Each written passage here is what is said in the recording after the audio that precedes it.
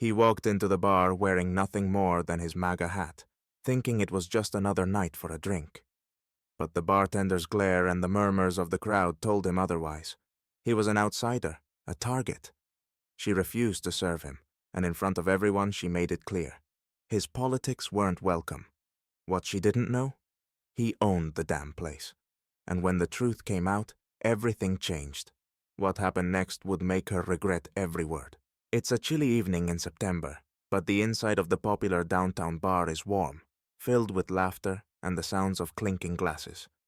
Jake, a man in his late 30s with short dark hair and a tanned complexion, walks through the door.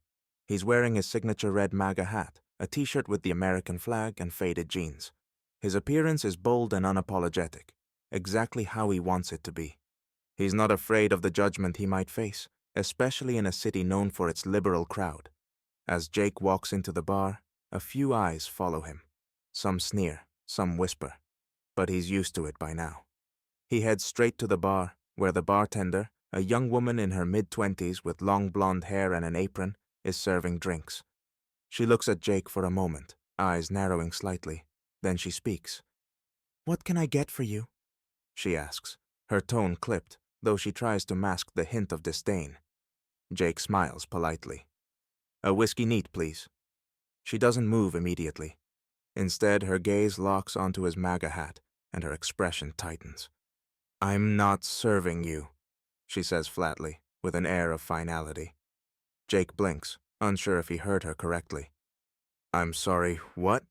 he asks, surprised but keeping his voice calm. "I said," she repeats, more sharply now. "I'm not serving you. I don't serve people who support that." Jake looks around. He can feel the eyes of other patrons on him, but he doesn't want to cause a scene. "It's just a hat. It doesn't mean I'm anything."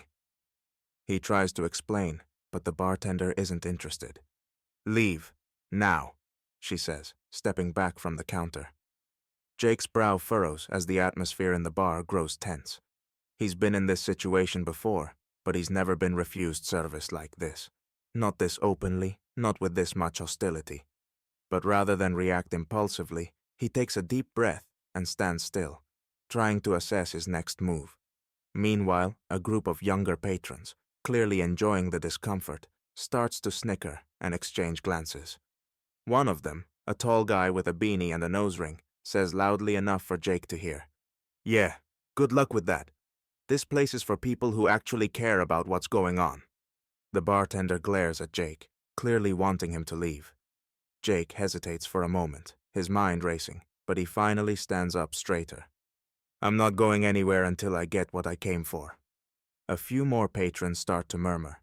A sense of injustice begins to spread, but it's still clear that Jake is the one being pushed out, the one expected to fold. What no one knows, however, is that Jake isn't just any patron. He's the owner of the bar. Jake stands there, the tension in the air thickening. The bartender's refusal is becoming more pointed, and the murmurs of the surrounding patrons grow louder. Some are supportive of the bartender, others curious but unwilling to intervene. The bartender, not fully aware of who Jake really is still standing firm, arms crossed over her chest, her face a mask of defiance. "Are you serious?" Jake says finally, his voice low, but tinged with disbelief. "You're refusing to serve me because of a hat?" The bartender nods, her lips pressed into a tight line. "I don't serve people who support hate," she spits out, emphasizing each word. "This is a safe space, and you're not welcome here." Jake, still calm, glances around. It's obvious that others are quietly watching, many of them now clearly siding with the bartender. He's not just facing the bartender's bias. It's a room full of people now, all of them complicit in the tension rising around him. "I'm just here for a drink," Jake says, taking a step closer to the counter, trying to defuse the situation. "It's just a hat. It's not an attack on anyone." But the bartender is adamant. "We don't want your kind here," she snaps. "Not with your politics, not with your hate. Go find another bar." Jake takes a step back, his eyes narrowing as the situation starts to sink in. The bartender isn't just rejecting him as a customer. She's rejecting him as a person. but he knows that escalating things right now would make him just another angry man in a MAGA hat. Instead, he's patient. He leans forward and speaks, his tone steady, but with an edge. You might want to look at your customer base before making accusations about people you don't know. But the bartender cuts him off.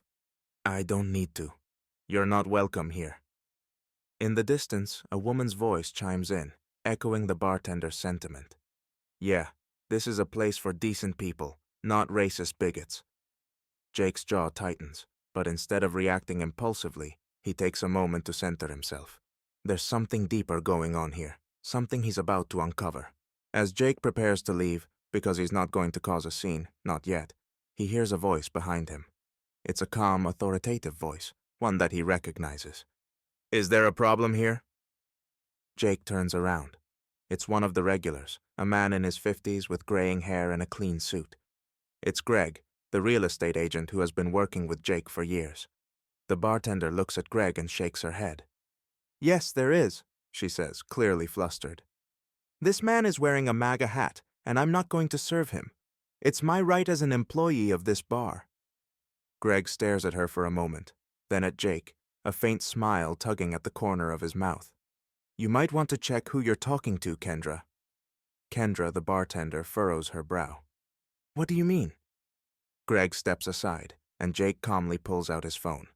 He taps a few buttons and shows the screen to Kendra. It's a picture of Jake in a meeting with a handful of other business owners, his name prominently displayed as the new owner of the bar. Kendra's eyes go wide as the room falls silent.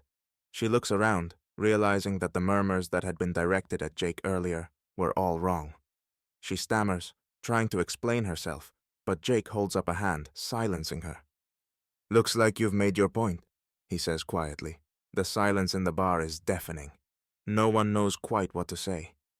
Kendra stands frozen, a mix of embarrassment and disbelief washing over her. Jake, however, stays calm. Now, I'm not here to ruin anyone's night, Jake says, but I don't appreciate being judged based on something as small as a hat. You don't know me, and you don't know what I stand for. But I think it's time for a little lesson in professionalism. Jake turns to Greg, nodding slightly. Greg pulls out his phone and makes a quick call to the bar's manager, explaining the situation. Let's just say, Jake continues, his voice cutting through the tension, that I'll be handling the next staff meeting. I think some attitudes around here need a little adjustment. Kendra opens her mouth, but no words come out. The weight of the situation crashes down on her. I'm done here, Jake says, turning to leave.